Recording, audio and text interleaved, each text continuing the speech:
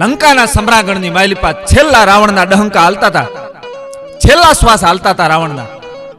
એવામાં મર્યાદા પુરુષોત્તમ રામ રાઘવે લક્ષ્મણને કીધું કે રાવણ છે ને બહુ વિદ્વાન છે, એ લંકાનો રાજા હતો, એની પાસે કાંઈક શીખવા તને મળશે, તું જા. અને છેલ્લી અવસ્થા, છેલ્લા ડહંકા, છેલ્લા શ્વાસ રાવણના હાલતા હતા. એવામાં પ્રણામ કરી અને લક્ષ્મણ ઉભા રહી ગયા. રાવણને કીધું કે હું મર્યાદા પુરુષોત્તમ રામ રાઘવનો ભાઈ છું, તમારે કઈ છેલ્લી અવસ્થામાં કઈ કેવું છે? જોજો દશાનન રાવણ ભોળિયાનાથ સદાશિવનું આરાધના કરતો હોય, પોતાની રગ્યું પોતાના આંતરડા કાઢી કાઢી અને રાવણ હથો લઈ અને ભોળિયાનાથ સદાશિવનું આરાધના કરતો હોય. જટાટ વિંગલે જલમ પ્રવાહ પાવિતસ્લે ગલવે લંબ લંબિતા ભુજંગ તોંડ માલિકામ દમંડ. એ ભોળિયાનાથ સદાશિવનું આરાધના કરતો હોય, ભોળિયો નાથ સદાશિવ ખુદ હાજર થઈ જતો હોય. આવો દશાનન વિદ્વાન ભૂદેવ. છેલ્લી અવસ્થા રાવણની કઈ કેવું છે? રાવણને પૂછે છે લક્ષ્મણ કે કઈ કેવું છે ખરું?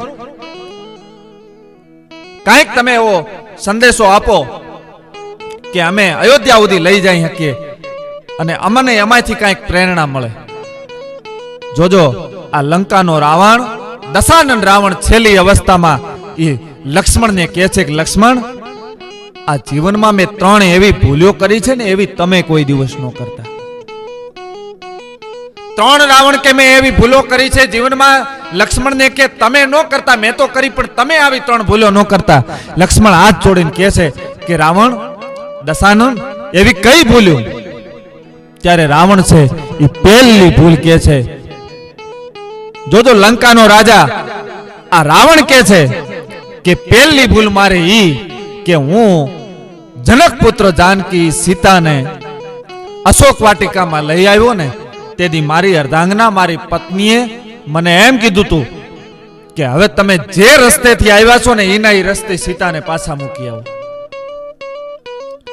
જે રસ્તે આવ્યા છો એના એ રસ્તે તમે સીતાને પાછા મૂકી આવો.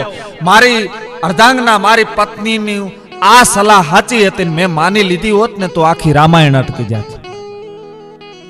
આ મેં ભૂલ કરી. કોઈ માણસ તમને સાચી સલાહ આપે તો એનો ઇનકાર ન કરતા તમે સ્વીકાર કરી લેજો. રાવણ કે મેં એનો સ્વીકાર ન કર્યો, એમાં આ દિવસો મારે જોવા પડે. બીજી ભૂલ રાવણ કે મારી ઈ કે દુનિયામાં કોઈ માણસને તમે સામાન્ય ન સમજવો. દુનિયામાં તમારા દુશ્મનને સામાન્ય ન સમજવો. શું કામ? કે મેં એક હનુમાનને એક સામાન્ય વાનર સમજો, એમાં 1 સેકન્ડમાં આખી લંકાને હળગાવીને વયો ગયો. હનુમાનને મેં સામાન્ય સમજો, એક વાનર સમજો. મને ખબર નહોતી કે આટલું બધું બળવાન છે આ. મેં એને સામાન્ય માન્યો, આખી લંકાને હળગાવીને વયો ગયો. આ બીજી ભૂલ મારી. અને ત્રીજી ભૂલ રાવણ મેં કરી છે. રાવણ કે મેં કરી છે. લક્ષ્મણ, મેં આવી ભૂલ આ ત્રીજી કરીને એવી તમે ન કરતા. એ કઈ ભૂલ ત્રીજી? કે દુનિયામાં તમારે અંગતમાં અંગત વાત હોય ને, એ તમારા કોઈ ગમે એવો અંગત માણસ હોય ને એને પણ ન કરવી. ગમે એવો અંગત તમારો મિત્ર હોય, ગમે એવો અંગત ભાઈબંધ હોય, પણ તમારી અંગત વાત એને ન કરવી. શું કામ? રાવણ કે મારી અંગતમાં અંગત વાત એ મારો ભાઈ જાણતો હતો, વિભીષણ. અને વિભીષણને ખબર હતી કે એને નાભીમાં બાણ છોડો ને તો રાવણનું મૃત્યુ છે. એટલે મારી અંગતમાં અંગત વાત એ જાણતો હતો ને, એટલે દુનિયાના કોઈ માણસને તમે અંગતમાં અંગત વાત ન કરતો, પછી ભલે સગો ભાઈ હોય તો છે.